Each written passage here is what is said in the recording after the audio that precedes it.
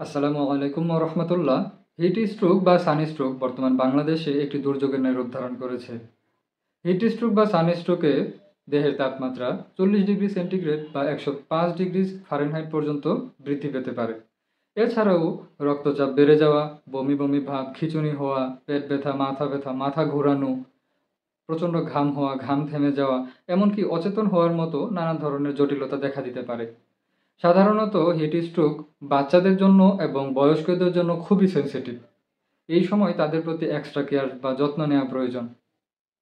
খুব সম্প্রতি আইসিডিডিআরবি বাংলাদেশ বেশ কিছু পরামর্শ দিয়েছেন, যেগুলো মেনে চললে হিট স্ট্রোক অনেকাংশেই প্রতিরোধ করা সম্ভব। প্রথমত, দিনের বেলা যথাসম্ভব বাহিরে বের হওয়া থেকে বিরত থাকা, অর্থাৎ রোদ এড়িয়ে চলা। দ্বিতীয়ত, বাহিরে বের হলে ছাতা, টুপি বা কেপ, হিজাব বা নিকাব বা কাপড় দিয়ে মাথা যথাসম্ভব ঢেকে রাখার চেষ্টা করা। নাম্বার 3, হালকা রঙের বা সাদা রঙের ঢিলেঢালা এবং যথাসম্ভব সুতি কাপড় পরিধান করা। নাম্বার 4, প্রচুর পরিমাণে বিশুদ্ধ পানি পান করা।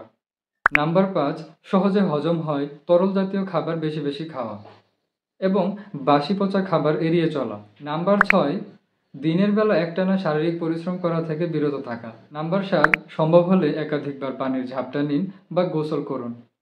নাম্বার 8, প্রস্রাবের রঙের দিকে নজর রাখুন। যদি তা হলুদ বা গাঢ় হয় তাহলে অবশ্যই পানির পরিমাণ বাড়িয়ে দিবেন।